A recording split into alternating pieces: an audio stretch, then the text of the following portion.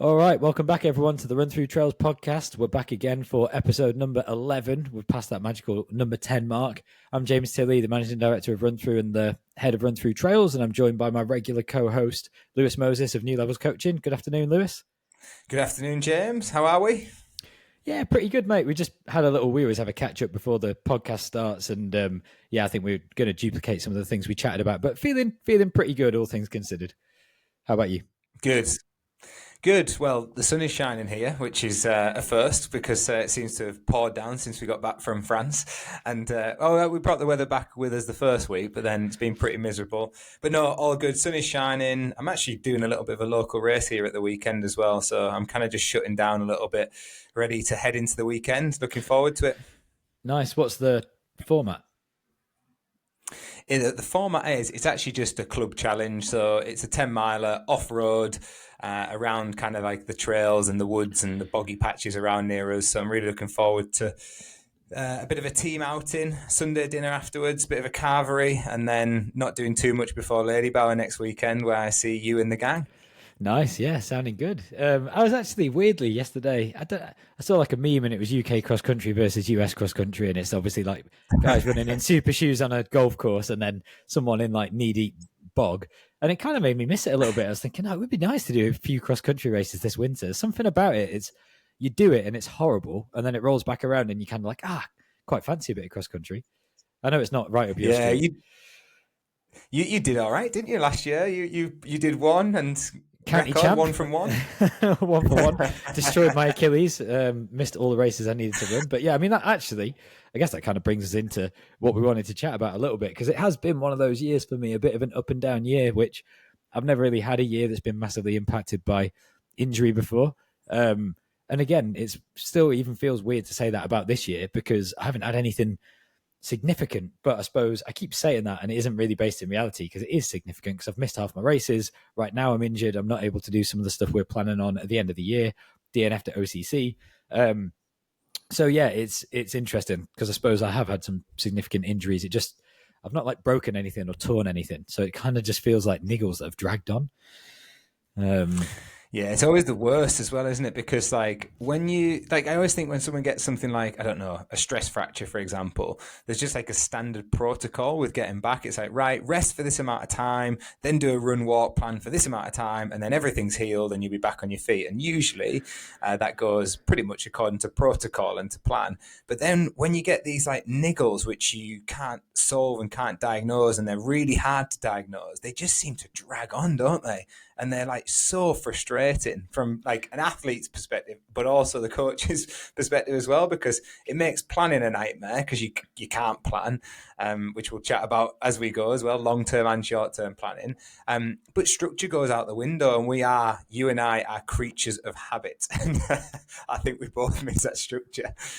Yeah, 100%. It's awful not being able to run. It impacts everything, and it really shouldn't. It's like when you hear interviews with any sort of professional athlete and talking about post-retirement and realizing like you're not the sport you play. You know, you're not a footballer. You're a person. You're a dad. You're a son. You're a father. Like whatever.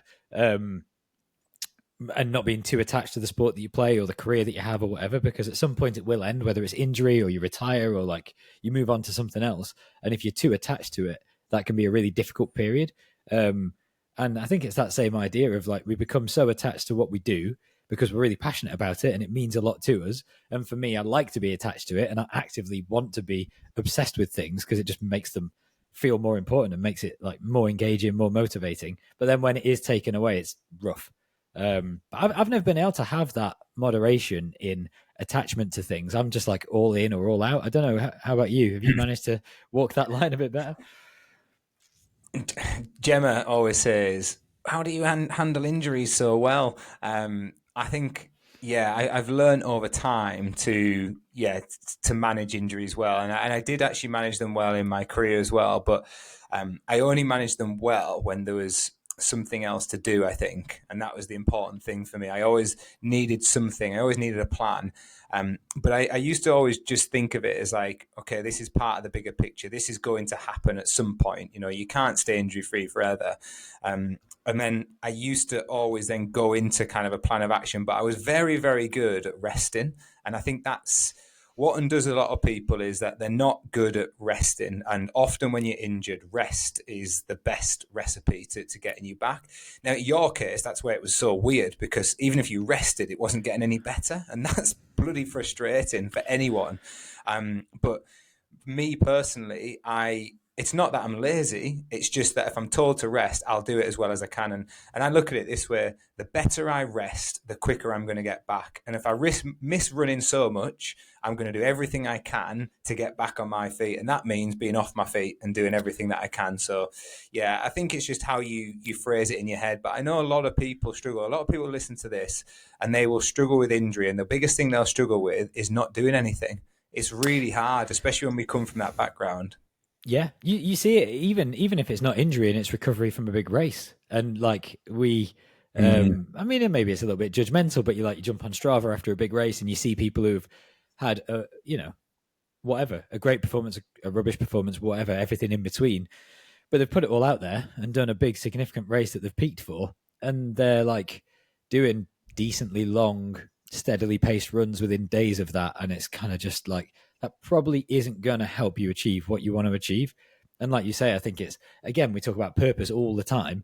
What's the purpose? If I'm trying to rest so I can recover, so I can run, what do I want to do? I want to run. I want to be able to train. I want to be able to build back. Well, the best thing I can do for the next 10 days is nothing at all and focus totally on sleeping, recovery, rest. And by doing that, I am going to get back to the running more quickly. But it's easier said than done, because you just get so used to the movement. Everything's tied into it, isn't it? Your routine, your diet, even just on a hormone level, like it's somewhat out of your control. Yeah, and I think that's where it's important for people. Well, firstly, you've absolutely hit the nail on the head, by the way, and I can vouch for that. I've certainly not done any scientific research into this, or a literature review or anything like that, but from years of coaching people online, the one thing that I see is people struggle after big races to take downtime. Asking somebody to have a week off is like, I don't know, it's like committing a crime. There's no way possible they could have a week off. And I get it, right? Because people want to, running is their escape. Running is their escape from reality, from work. It's their thinking time. And for a lot of people, it's like meditation. So taking that away from them is really tricky. But in my response to that is, if you want to continue to run and you want the longevity, you need downtime. You need periods of rest, because if not, you're going to risk becoming injured, and then that could be taken away from you in a bigger block. So let's have 5 or 6 days off now, which might prevent you having a month off further down the line, which is going to be a nightmare situation. So I think firstly, you're absolutely right there. The second thing is, if you really struggle with having rest and you are asked to take some time from running, then what else could you do? Like, how could you apply yourself to something else? Because you're right, James, hormonally we crave things, we crave routine, we crave getting out. Could it just be going out for a light walk and those sort of things that you could do? Or is it just that you could find another hobby for a while, or pick something up that you've been meaning to pick up? Like, we're still meant to be learning French, right? Like, could you spend more time learning French in that period of time? So I think it's like looking at alternatives and being sensible with that, but satisfying that craving for something. Yeah, definitely. No, I completely agree. I mean, if we, I guess maybe a good way to structure this, because we decided we were going to have this conversation around injury rehabilitation and how that then impacts long term planning, and the most effective ways that we found to get back to training, deal with injury physically and mentally, and maybe just like it might strike a chord with a few people listening, because if you're a runner of any form, you're probably going to deal with some sort of injury at some point, and have to go through this process. And it's hard for me to go and talk about anything other than what I'm experiencing at the moment, which for the last sort of 6 weeks has been injury, rehab, whatever.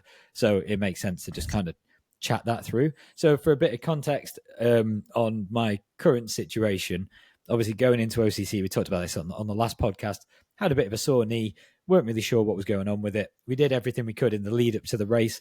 That's one thing to touch on as well, I suppose, isn't it? When you've got a niggle, if it's mid-training block and nothing's coming up, 9 times out of 10, the smart decision, step back, rest it, nail it with massage and ice and heat and compression and everything that you can do to make it better, be patient, and then come back stronger.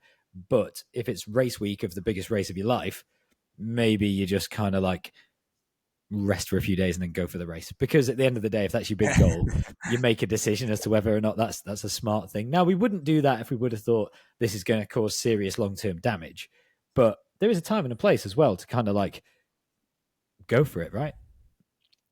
Well, I don't know if you've seen this. It was at a similar time, right? Because Olympics on not at too dissimilar time, and the marathon quite became, I guess, back page news that Rose Harvey had ran the marathon with a stress fracture, and the running world and social media was in uproar. Like, should she have ran? Shouldn't she have ran? What were people doing, letting her run? And turns out that she thought she had a tight hip or whatever it was, or it was misdiagnosed, and she ran anyway through the pain. And she ran so much through the pain that she ran through a stress fracture. And everyone's got an opinion, right, on social media. Excuse my French, but it's like, I always like it's like everyone compares opinions to assholes. Everyone's got one, but not everyone wants to hear what comes out of it. Like, it's so true, because I just felt so sorry for the girl. Like, put yourself in her shoes. She's got the biggest race for life. She's been told she's got something. She doesn't know exactly what it is. Like, are you really not going to run? Are you really not going to try it? And then once she has tried it, bless her, she's managed to get herself to the finish line because she doesn't want to DNF in the Olympics. Like, she wants to be an Olympian and finish that race. And people have the nerve to criticize her and her team and things. I just think it's mind-blowing, but it just sums up what you've just been saying, James. Like, you've got a huge dilemma there that you're faced with. Like, what are you going to do? And you'll never know what you're going to do until you're put in that situation.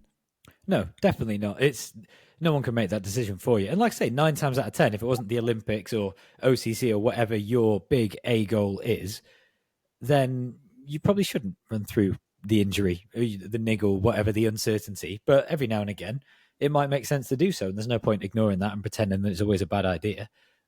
So we decided to try it, and we went about it in the smartest way we could, did everything we could that week leading up, involving some fairly horrendous deep tissue massage and like all sorts of stuff came out, all the massage tools and the Graston blades and whatever. I was in the compression boots and stretching for more hours than I wasn't.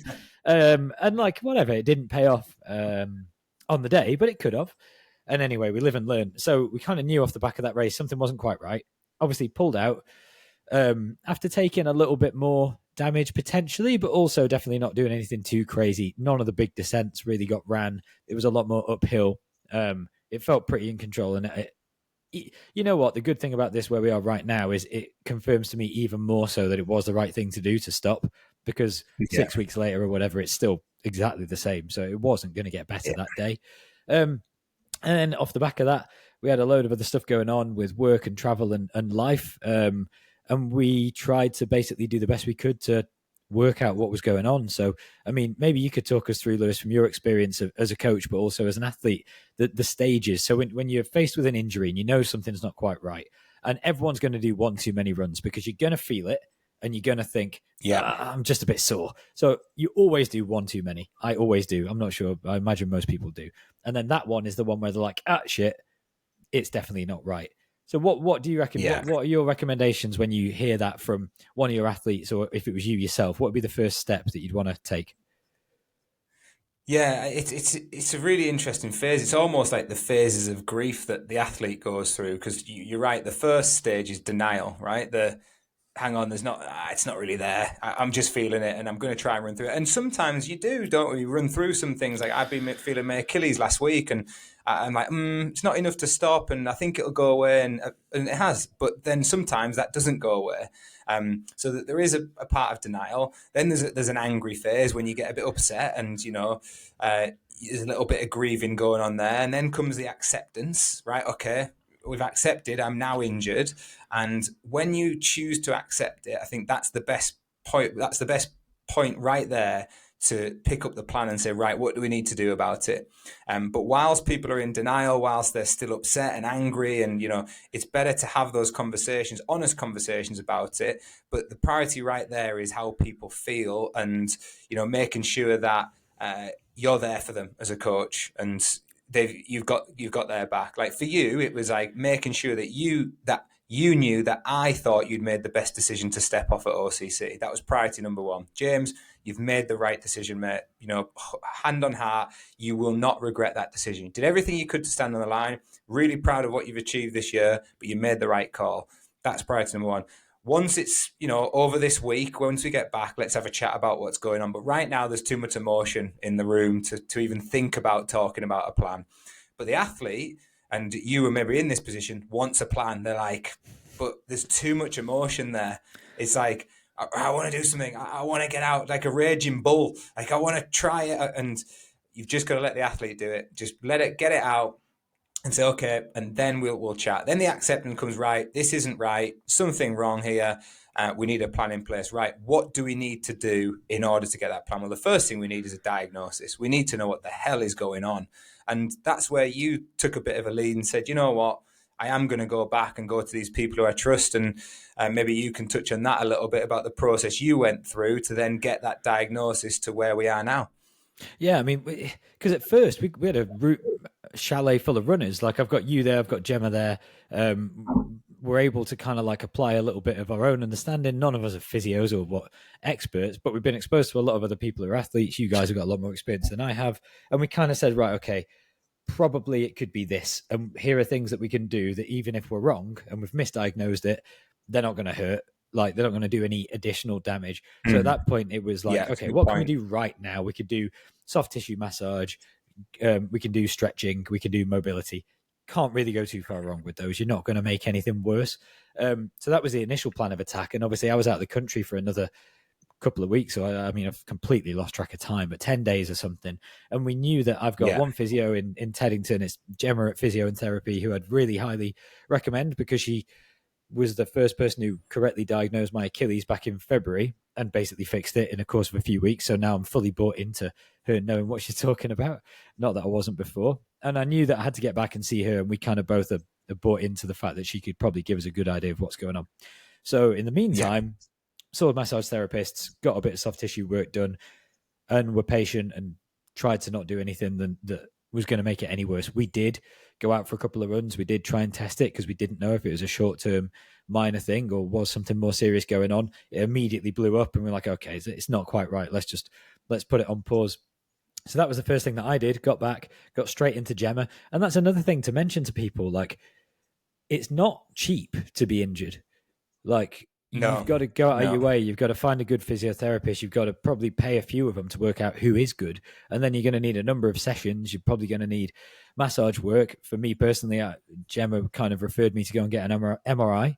I have no patience, but also running's really important to me. So I went the next day, which wasn't cheap, which then led into strength and conditioning assessment and a running form assessment, which wasn't cheap. So like there's a lot of investment both in committing to getting that analysis done, but also making sure that you follow it all the way through. Because like if you're going to do it, in my mind, you may as well do it properly. And this is important enough to me where it's not like money's no object, but like I'm not looking at what the costs are. I just need to know what's going on.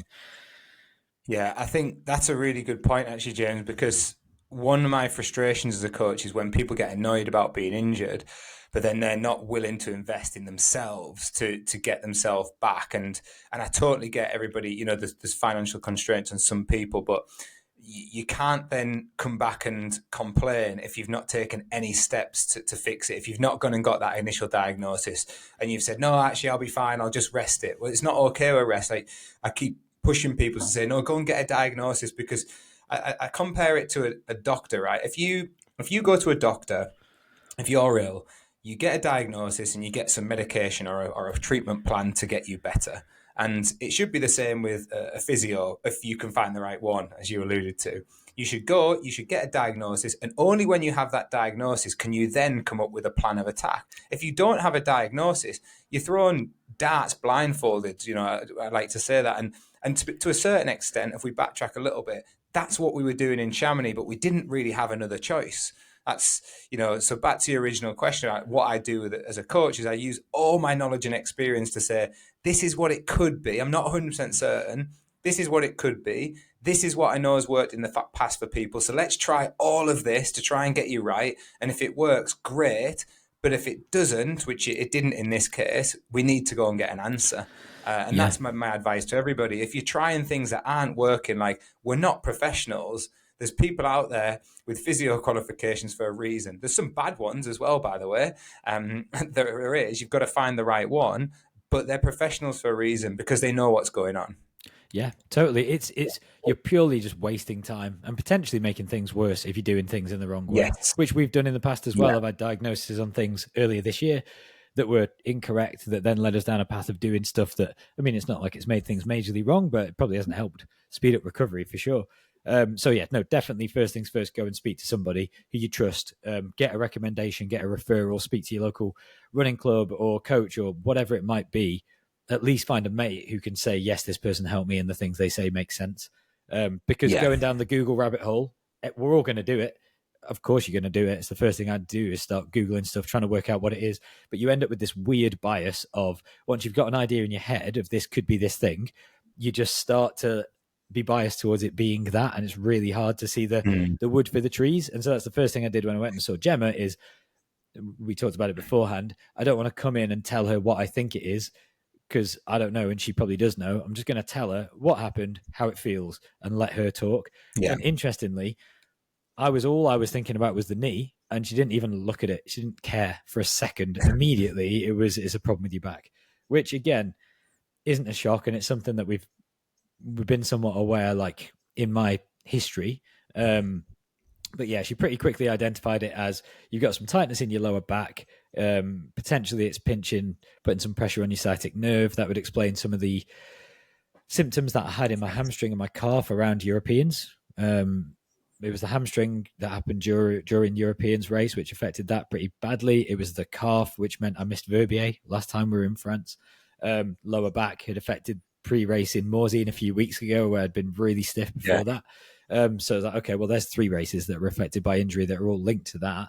And then because of that tightness and the issues caused there, I was subconsciously kind of holding my body in a particular way that was putting more strain on my knee, and that's why my knee was sore. So the knee was a symptom, and the lower back most likely was the cause, even though defining the actual cause is really difficult. So that was amazing, because that is like, okay, cool. That all makes sense. What do we do?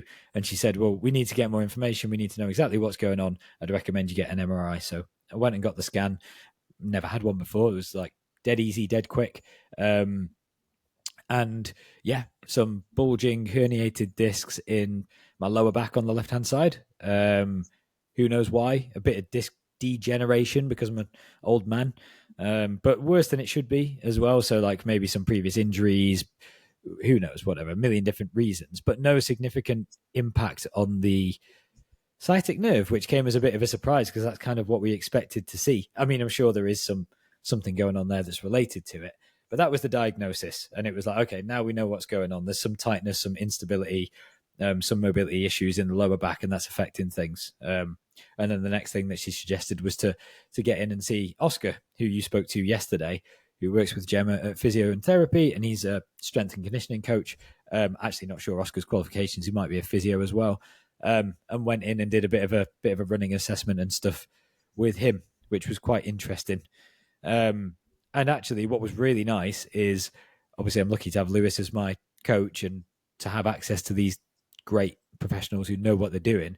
But being able to request that Oscar send that information through to Lewis, that I could share those MRI scans with Lewis and the notes from that as well, keeping you in the loop on it, actually really nice, because it takes me out of it a little bit, and I have like you in my corner who, you know me as a person, you know what the goals are, you kind of know issues that I've had this year and whatever, so it's a second opinion, and you got all that experience coupled with these guys' input. It makes me feel like I've got a team of people who really know what they're doing around me, which that in itself is enough to make me like feel comfortable with what's happening and like we're actually making progress. Yeah, and it must give you confidence as well when you go to a physio, they ask you to get an MRI, and they say you've got something wrong in the back, and you go to the scan, and it's like, right, there's something wrong in the back. Yeah. It's like they know what they're talking about, and it certainly gave me confidence. And when we've pieced it all together, and it, I think, helped to create like a plan, it then gives you a plan. I can see automatically that you're more positive about things, and I think that's probably underestimated as well a little bit about how people feel during an injury. When people are more positive and they are giving off those positive vibes, as we call them, I don't know what it is. It probably is something hormonal as well going on inside. I find people recover better and they are more likely to get back to being fitter and healthier because they're a lot more positive. But when people are down in the dumps about their injury and they don't know what's going on and they're frustrated, I just feel like it's a real negative cycle. But I do feel like it affects the body. I don't know Yeah, what yeah. it is. And I don't know the science enough behind it, but I just see it with people. And when I see that little positive change, I'm like, okay, I know we're going in the right direction now. I know things are trending in the right way. Yeah, yeah. Again, I don't know. Not an expert. No idea really what I'm talking about. But maybe it's a bit related to a um, similar type of thing to like. Oh, completely just blanked. I had placebo effect. So I was watching a Yes, YouTube video yes, the other day, and it's this guy. I don't know why he keeps coming up on my YouTube feed. It's like this American lecturer. I must have watched like one YouTube short that had him in, and now I'm getting recommending him all the time. He's absolutely class. He's really good. I don't even know what he is, but like random videos keep popping up. And one popped up, and he was talking about the effectiveness of different types of medications on injuries. And one example that sticks in my mind right now was him talking about, I think it was in Australia. So like the government had, so you've got Nurofen, right, which is just a brand of ibuprofen. Ibuprofen's just yeah, ibuprofen. It is what it is. It's just like a chemical compound. You can go into the pharmacy. Nicola's mum's a pharmacist, and she's always said, "Don't waste money on all these like branded things. Just go and ask for 500 milligram ibuprofen tablets from the pharmacy. It's the yeah, same thing with a sugar coating on it."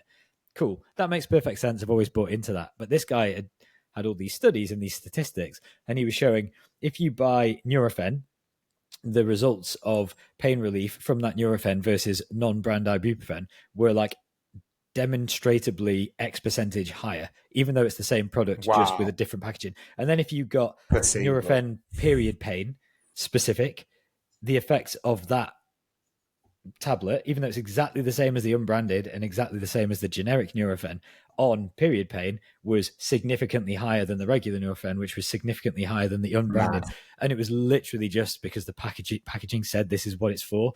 And I think the Australian government had banned it and said you can't have Nurofen for a headache, Nurofen for a migraine, Nurofen for a period pain, Nurofen for a muscular fatigue. And it's the same product in the packet. You can't do it. It's false advertising. And they were saying, but it's more effective. And they were saying, yeah, but you're charging more money for yeah, it. So that's a whole different conversation. But it was just really interesting. And I've gone off on a bit of a tangent there, but I do think there is great so point, much more going yeah, on in the brain. Like it's not as simple as, yeah, this drug does this thing, because your brain is controlling all the chemicals in your body, which is controlling all your nervous system. And how fast you heal and how you react to different treatments is dependent on your mindset. Like that is real. That is yeah. real. Oh, I couldn't agree more. Like, you've done a podcast with my wife Gemma on here, and Gemma unfortunately was diagnosed with cancer in 2012, and she, as much as it was a shock at the time, she took a real positive mindset into treatment. I would say it was an athlete's mindset. She wanted a plan. She wanted to stick to that plan. And she wanted a positive outcome, and she did everything she could to get a positive outcome, and thankfully she did.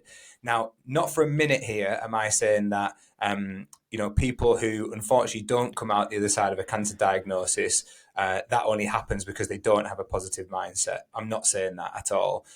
Some people, unfortunately, are just diagnosed with the wrong type of cancer, which means it's life threatening or unfortunately takes their life. But what I am saying is, in the hospital, it was clear to me who had a positive mindset and who had a negative mindset towards their cancer diagnosis.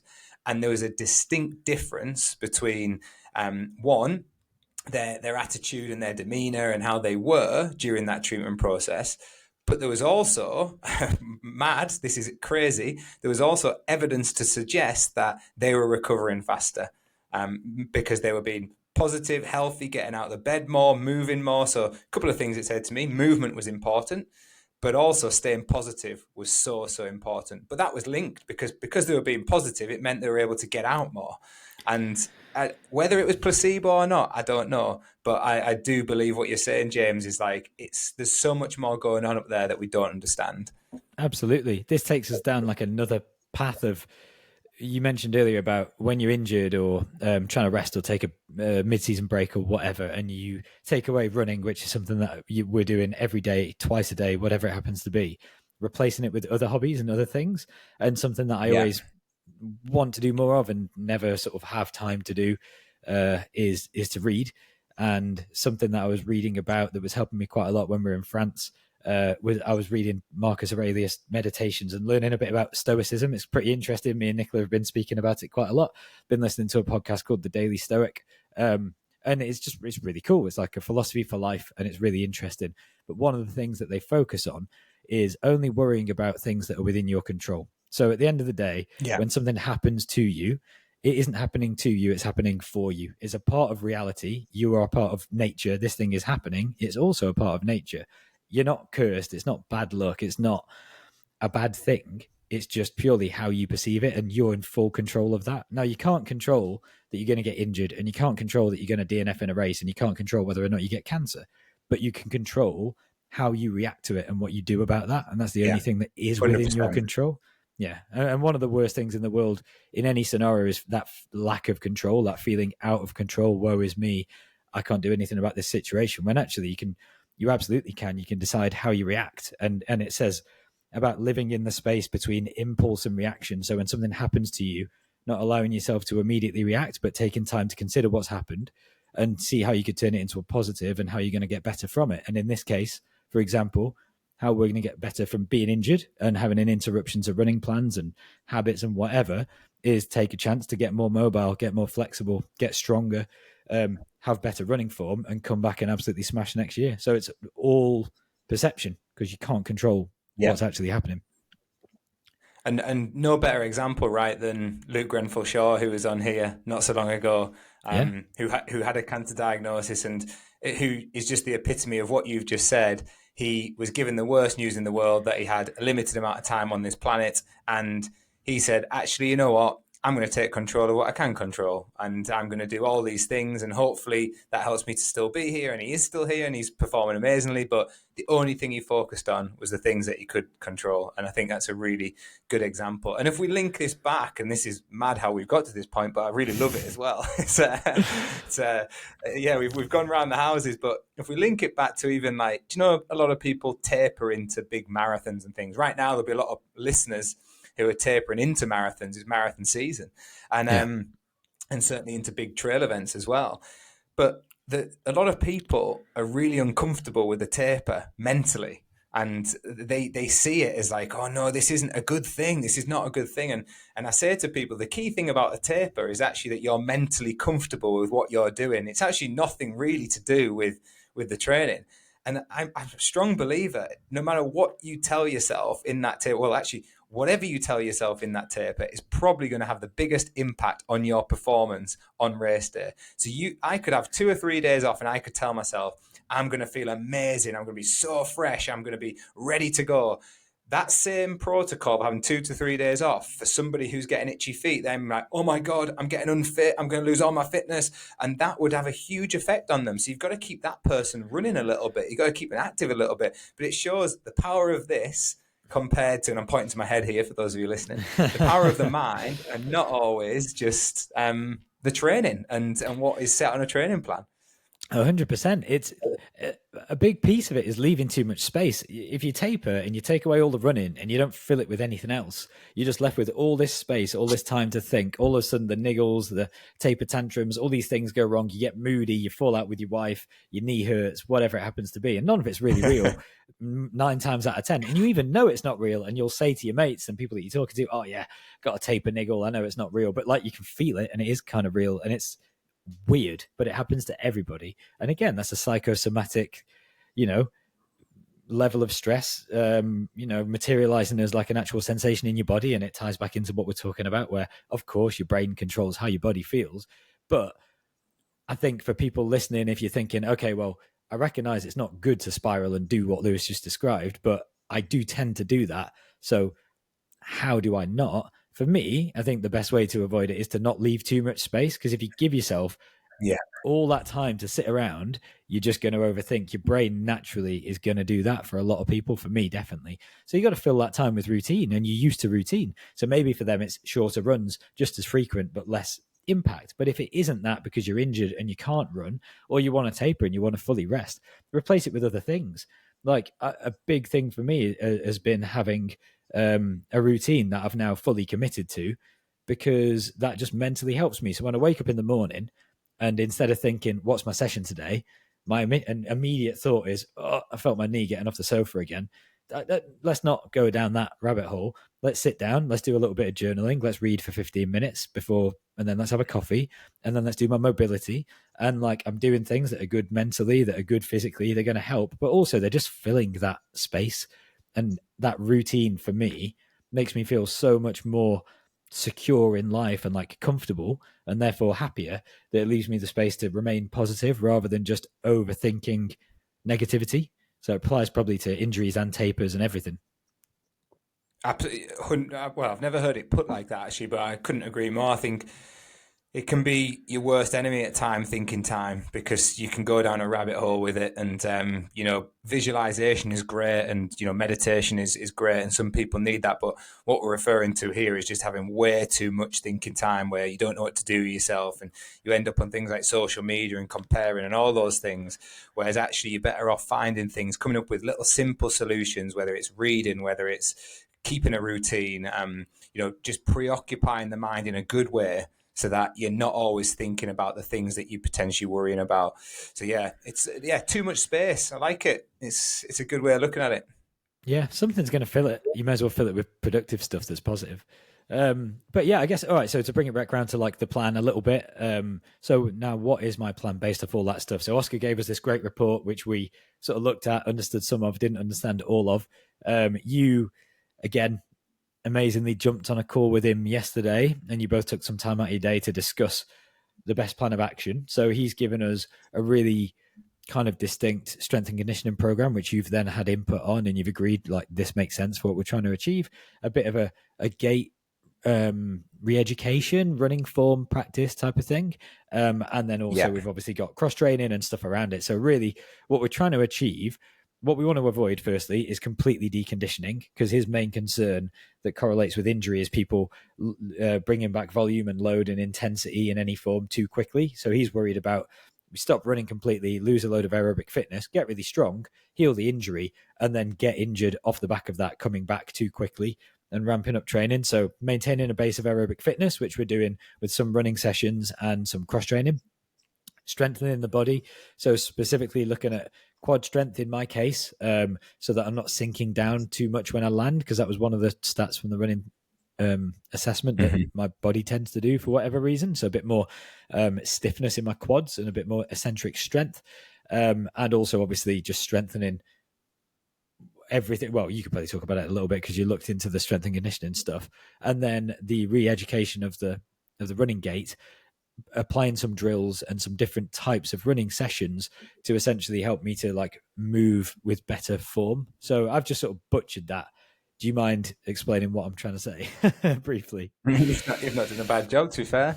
I think if we look at it twofold, so if we look at the strength first, and what we're trying to achieve from that strength, well, we're trying to improve areas which we know need to be stronger. So, for example, the quad strength, if we, at the minute, your quad strength, although it's relatively strong for a normal human being, it's not too bad. When we look at the load that you're putting through your quads, it's probably not strong enough to tolerate what we want to tolerate. So we know that from a performance perspective, that's also important, that we want to increase that strength, because that could be like almost like a little bit of a freebie there. If we increase that strength, then you're going to be running more economically. So that could be good. But also it's going to reduce that chance of things becoming re-injured, particularly around the knee, because if there's a lot of strain going through that quad, it's not strong enough, something has to give way. Within that strength session as well, there might be things like pogo jumps. So what we're looking at there is like stiffness around the ankle and the knee in particular, because we know from your running gait analysis that you tend to sink a bit more at the knee, and actually you don't pop back up quite so much, which we've always known. And actually, when you were running road marathons, that wasn't such a bad thing. It's quite an efficient style, actually, when you look at that. But at the same time, if you're sinking a lot at the knee, and again, when you're running up and down hills, then that's probably become exaggerated as well. So we're looking at how do we create a bit more stiffness there and also get a little bit more reactive. And again, that will help with running economy. And then making sure that other things are strong around there too, like hamstring strength, calf strength, and that's all still in there, as well as some balance and coordination. So strength-wise, we're looking at, can we make things stronger? But specifically, can we make things stronger in relation to the injury, the site of the injury, and performance? So there's two aspects to it. And then with the running gait, we're actually looking at, could we potentially change that running gait ever so slightly? Like, not crazy, because I think that's important to say. Like, research and literature is definitely mixed on when people change their running gait. But if you've got an injury and you have evidence to suggest that that injury could be caused due to that running gait, then something needs to change. So we're doing a little bit of gait retraining, and that's done with running drills to enforce good habits.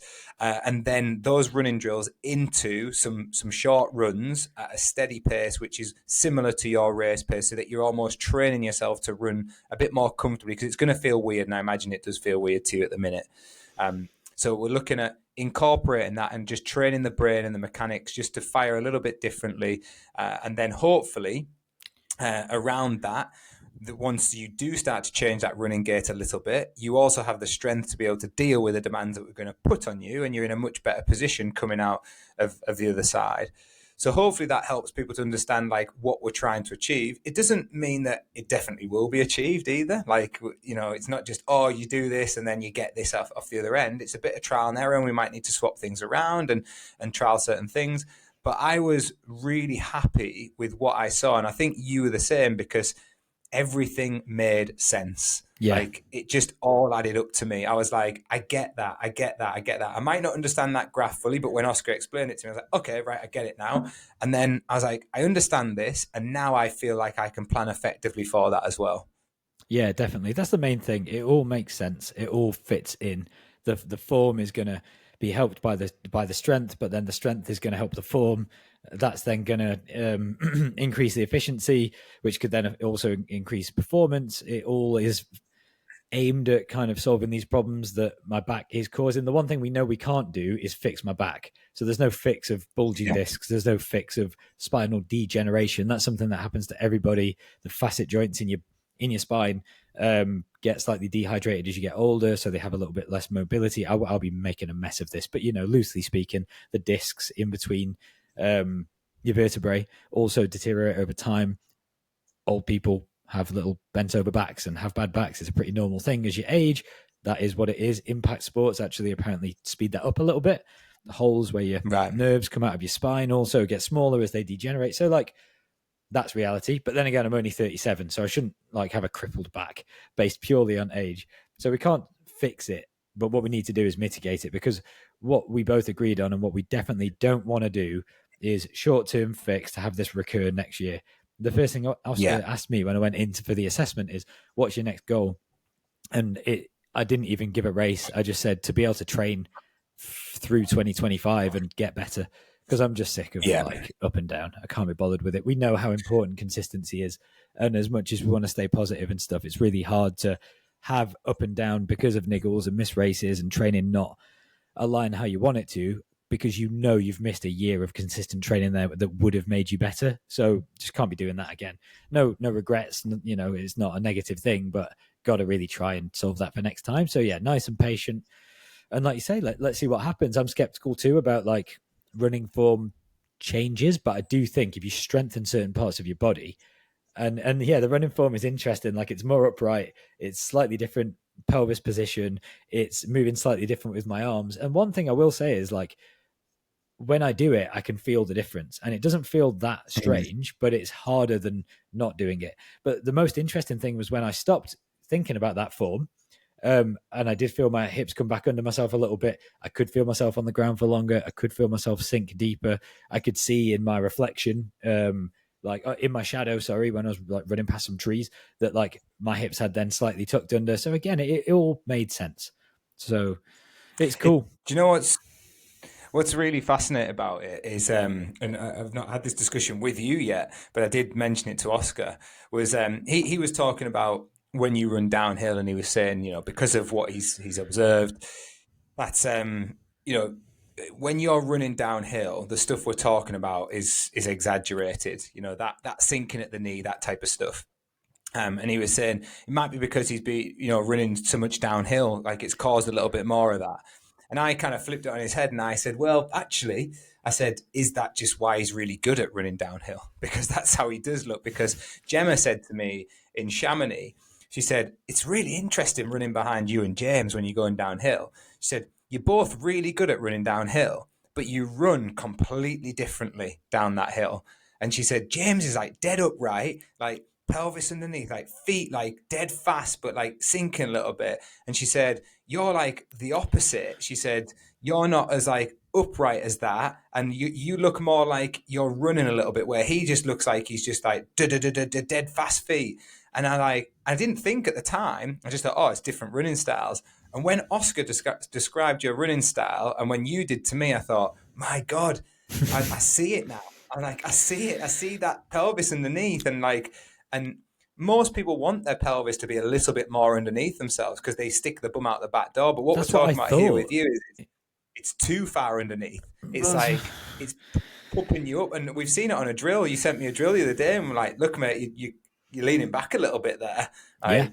So it's been a fascinating learning curve, and you maybe get away with these things, but I think eventually they come to find you out, whether it's because of the repetitive motion of something like the marathon, or whether it's just because now it's exaggerated because you're running up and down hills, or you're running faster than you've ever ran before. But if you solve them, you are right, you're solving yourself for longevity to set yourself up in the best way.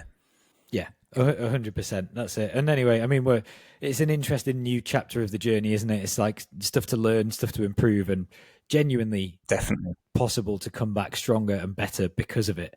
So it certainly might not be a bad thing in the long run. It's like you say, it is what you make of it.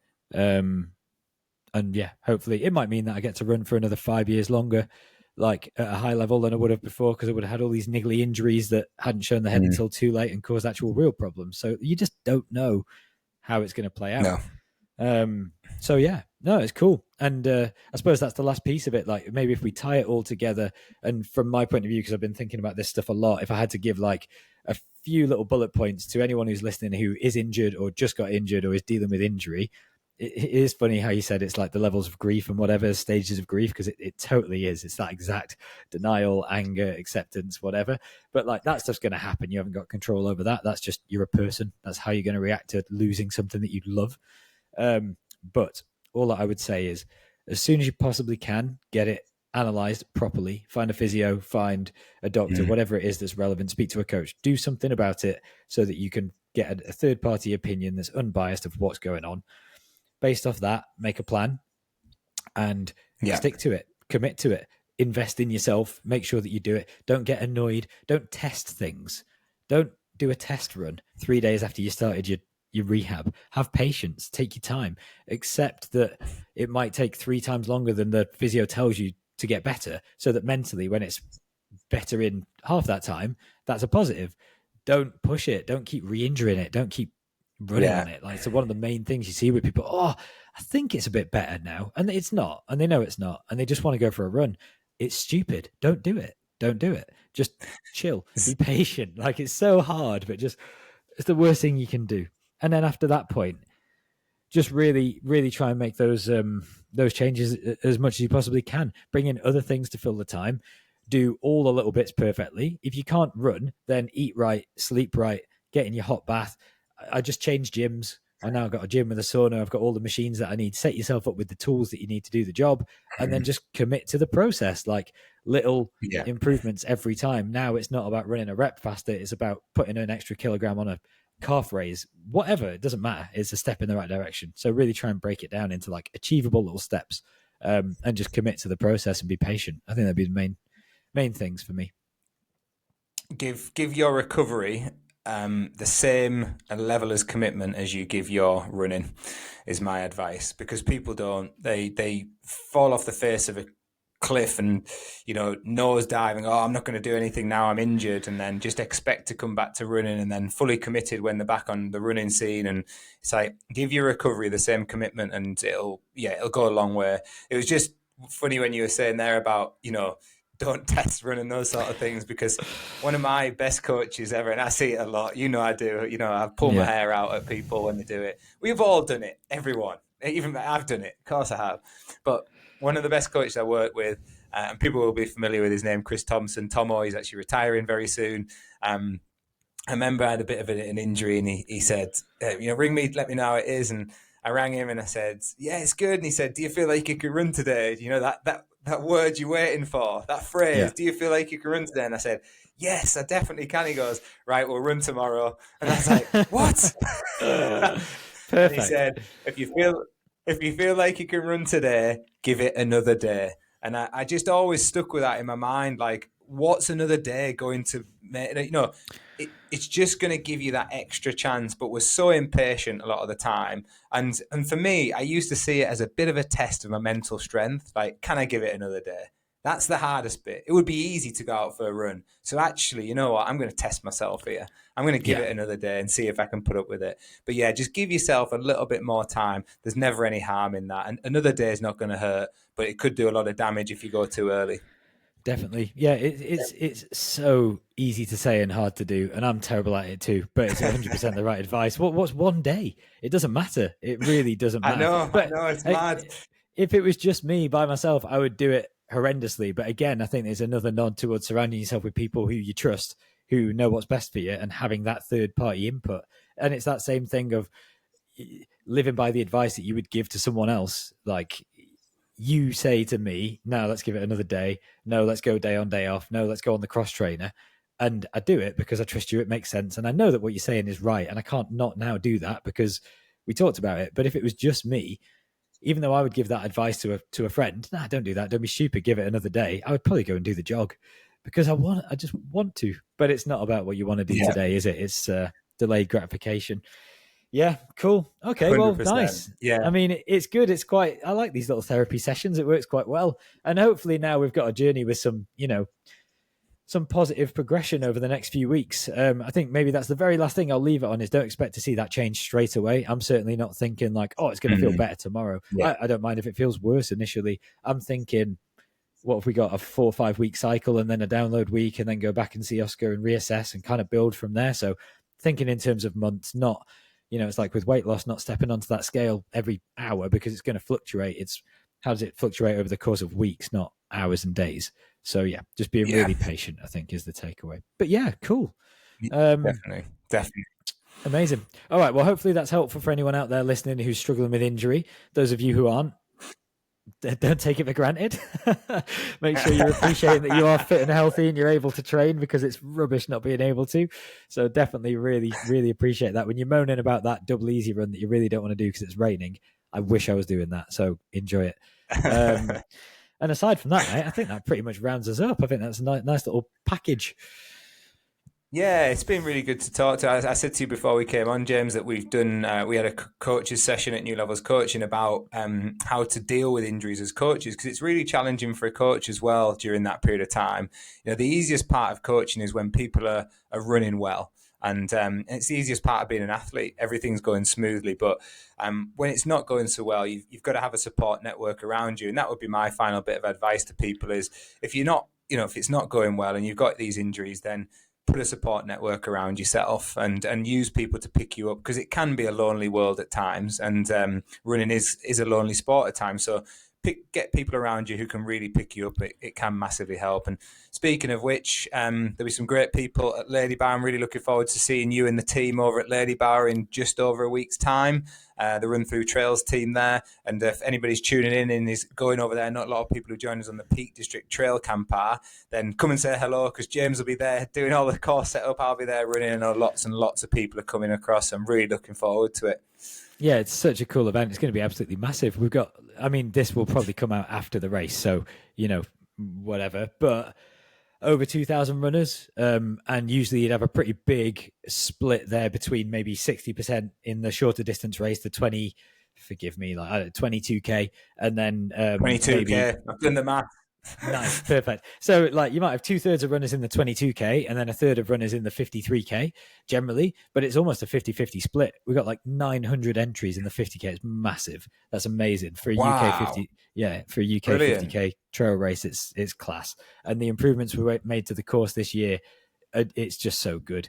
It's funny. It's normally event staff, and they probably won't mind me saying it, are looking to get events off. Like, they all love doing the events, but it's a lot and it's quite an involved part of the job, and you're traveling and working on the weekend. I've got half the team coming to help set up on the Friday and run the race on the Saturday. I'm inundated with people that want to work this event because it's just such a cool spot. We've got the North Face coming down, loads of people running. I'm not going to start listing them because I will miss them, but obviously you and Gemma are racing.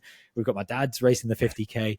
We've got Sam, who's part of the trails team, who's racing the 50k as well. Rob's coming down doing the 22k. Katie B, Verity's racing. I shouldn't have started because I knew I'd do this, but honestly, you mate, started now. no, it's Now you have to crazy. It's finish. ridiculous. There's tons of people. So yeah, it's really cool. It's really exciting. So yeah, very much looking forward to it. I'm going to say I didn't click that it'd come out because we've got a couple of episodes to come out, which is great. But yeah, this will come out afterwards. So if you were at Lady Bower, hope you enjoyed it, because I'm sure you would. And I've recce'd the course, and it was in good nick last week. It was looking good. Yeah, we'll see. The weather's been good today, but it's in and out, isn't it? So Peak District, it never treats us kindly in that sense. So we'll see how it goes. But I mean, a bit of mud never hurt anybody. Yeah, no, can't wait, mate. Really looking forward to seeing you guys out there next week. And as always, thanks so much for your time. It's nice to chat things through, and hopefully, yeah, some people listening have found that entertaining or interesting in some way, or hopefully useful. And we'll be back in a couple of weeks to probably have a chat about how you and Gemma got on, discuss some of these Lady Bower course records that I'm sure have been set, the Win Hill Uphill Strava segment. And yeah, see, maybe we'll talk about some long-term planning stuff after that, looking into 2025 and races coming up. Spot on. Thanks, everyone. Cool. Thanks, mate. Take care. Cheers, buddy.